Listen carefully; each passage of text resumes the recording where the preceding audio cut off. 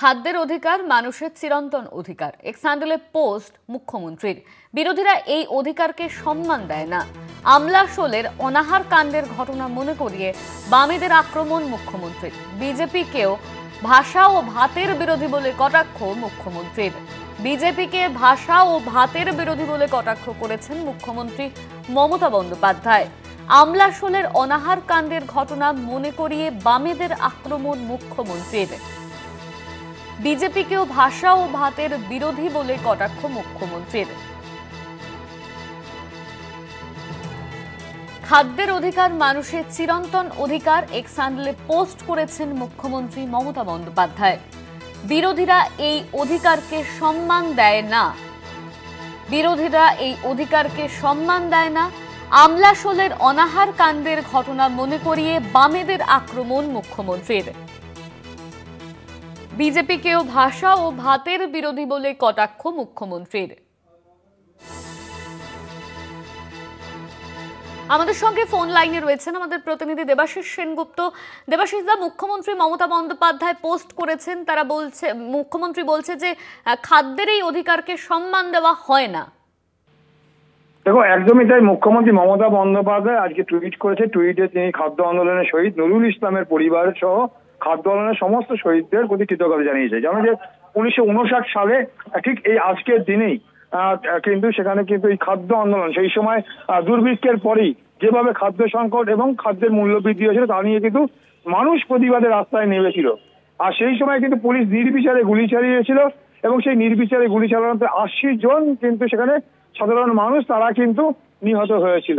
এবং সেই জায়গায় দাঁড়িয়ে তার পরের দিন ছাত্ররা ধর্মঘট ডেকেছিল। সেই ছাত্রদের ধর্মঘট যখন ধর্মতলায় যায় তখন কিন্তু পুলিশের নির্বিচারে গুলিতে 6 জন ছাত্র মারা গিয়েছিল। অর্থাৎ একই সঙ্গে সেই সময় থেকেই কিন্তু একদিকে যেমন খাদ্য আন্দোলনের শহীদ দিবস যেমন পালন হয়, পাশাপাশি শহীদ দিবস পালন করা হয়। আর ঠিক সেটাকে মাথায় রেখেই মুখ্যমন্ত্রী মমতা বন্দ্যোপাধ্যায় টুইট করেছে এবং তিনি যেটা জানিয়েছেন যে খাদ্যের অধিকার মানুষের চিরন্তন অধিকার। কারণ জানো, ইতিমধ্যে রাজ্যের প্রায় 10 কোটি মানুষকে বিনা পয়সায় খাবারের ব্যবস্থা করেছে কিন্তু মুখ্যমন্ত্রী মমতা বন্দ্যোপাধ্যায়। আর খাদ্যের অধিকার মানুষের চিরন্তন অধিকার। আমাদের বিরোধীরা, তিনি যেটা লিখেছেন যে আমাদের বিরোধীরা এই অধিকারকে সম্মান দেয় না বলে আমার খারাপ লাগে। বামপন্থীরা একসময় খাদ্য আন্দোলনের ভান করেছিল, কিন্তু সরকারে থাকাকালীন মানুষকে অনাহারে মেরেছে। আমলাশোলের মতো ঘটনার কথা আমরা ভুলিনি। আর বিজেপি তো ভাষায়ও মারে এবং ভাতেও মারে। সব টাকা দিল্লিতে আটকে রেখে তারা বাংলার মানুষকে উপোস করিয়ে শেষ করতে চায়। খাদ্যের অধিকারকে সম্মান জানিয়ে আমাদের সরকার এ রাজ্যের মানুষের খাদ্য সুরক্ষার জন্য যা করেছে তা সারা দেশের কাছে আজকে মডেল। আমরাই চালু করেছি খাদ্য সাথীর মতো যুগান্তকারী প্রকল্প, যার আওতায় রাজ্যের প্রায় 8 কোটি 30 লক্ষ মানুষ আজ সম্পূর্ণ বিনামূল্যে রেশন পাচ্ছে। আর এর জন্য খরচা করছে সরকারের 1,05,000 কোটি টাকা।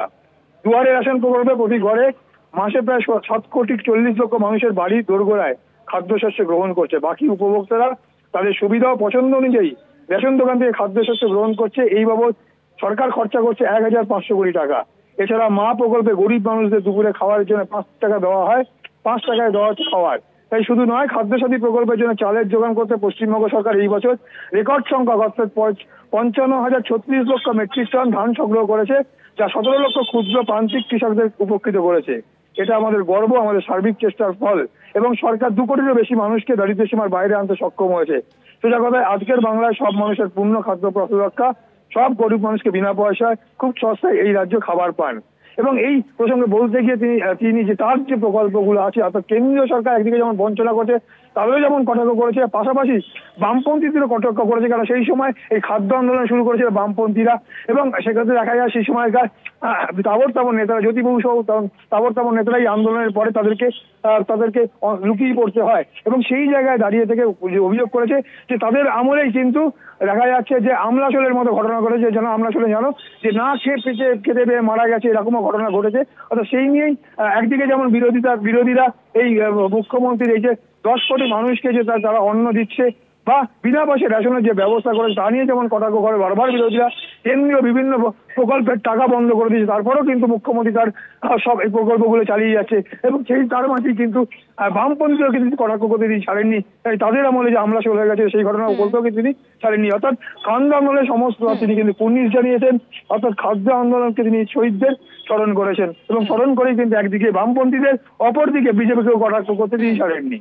ধন্যবাদ তোমায় দেবাশিস। আমাদের সঙ্গে ফোন লাইনে ছিলেন আমাদের প্রতিনিধি দেবাশিস সেনগুপ্ত।